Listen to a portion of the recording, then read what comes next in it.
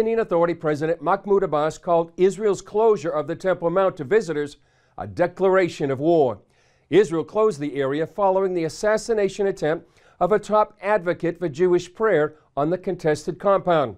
Israeli police clashed with Palestinian rioters after Israeli security killed the suspected shooter.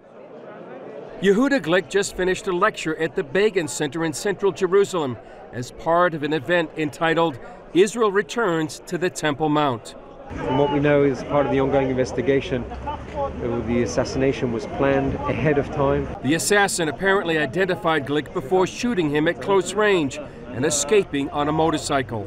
Glick is a leading advocate of more Jewish access to the Temple Mount and for the right of Jews to pray there. It's the place where two successive Jewish temples sat. The second was destroyed in 70 AD by the Romans. It's a result of the Israeli policy that not let Jews pray on the Temple Mount, a policy that sends a signal to the Arabs that they can continue attack in many ways those Jews who wants to go to the most holiest place, to Judaism on earth, to the Temple Mount and pray. Israeli Prime Minister Benjamin Netanyahu says there'll be no change of the status quo on the Temple Mount. Only Muslims are allowed to pray there, known in Arabic as the Noble Sanctuary. The site currently hosts the Al-Aqsa Mosque and Golden Dome of the Rock Shrine. The incident is the latest in growing violence surrounding the Temple Mount.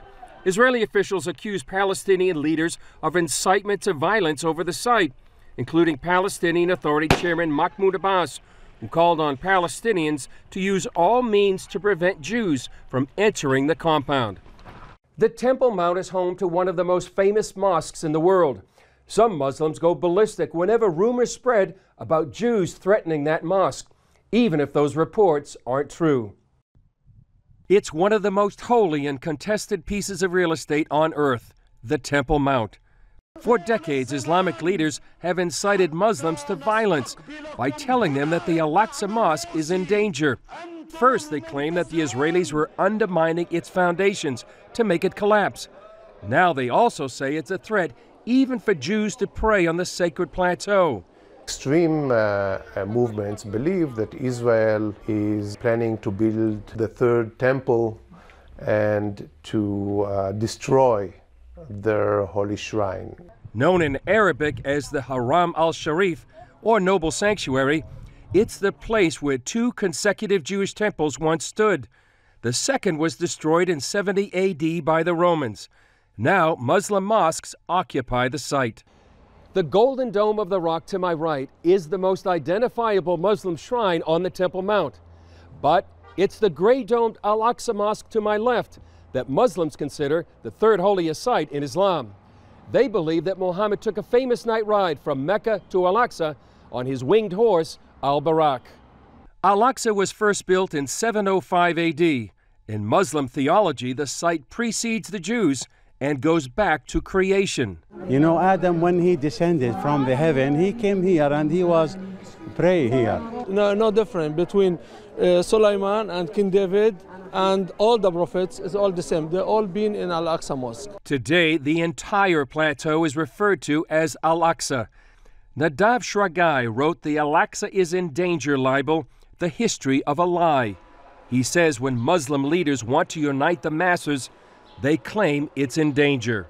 The match that ignites the people and brings them to the streets and causes violence is this libel. Al-Aqsa is in danger and this is baseless. Archaeologist Dr. Gabriel Barkai says there have been excavations near the Temple Mount, but never under it. One of the cornerstones of Western civilization was never touched by the spade of the archaeologist. Barkai says it was Muslims, not Jews, who began digging in an attempt to rewrite history. Since the 90s, there were many destructive diggings going on in the Temple Mount, which were not for archaeological purposes, but the contrary, for destroying archaeological data. Around 2000, the Islamic religious authorities dug up thousands of years of history with bulldozers from under the Temple Mount to make room for a giant mosque. Barkai headed an operation to save artifacts from the discarded material. Years later, archaeologists and volunteers still sift through the debris. According to Shragai, then Grand Mufti of Jerusalem, Hajj Amin al-Husseini started the libel against Israel in the 1930s. He accused the Jews of wanting to collapse the mosques on the Temple Mount. That led to Muslim rioting and murder of the Jews, just the first of many incidents. Islamic expert Dr. Yitzhak Reiter says the tactic hasn't lost its potency. They really believe in what they think. The Al-Aqsa is in danger as long as Israel is controlling the eastern part of East Jerusalem. In 1969, the Muslim world blamed Israel for the arson attack on the Al-Aqsa Mosque by a visiting Australian Christian. That lie continues today. More trouble in 1996. The worst Israeli-Palestinian violence in 30 years broke out when Israel opened an exit for visitors to the Western Wall tunnels half a mile from Al-Aqsa. And in 2004, rain, snow, and a minor earthquake toppled the entrance ramp to the Temple Mount. That provoked an international Islamic uproar when Israel tried to rebuild it. We asked Muslims in Jerusalem what they think. It's in danger. To destroy him, to take the place, it's in danger. They are digging underneath it and digging and digging, and they don't find anything. God will save it. Recently, Israel arrested a key Islamic figure for incitement.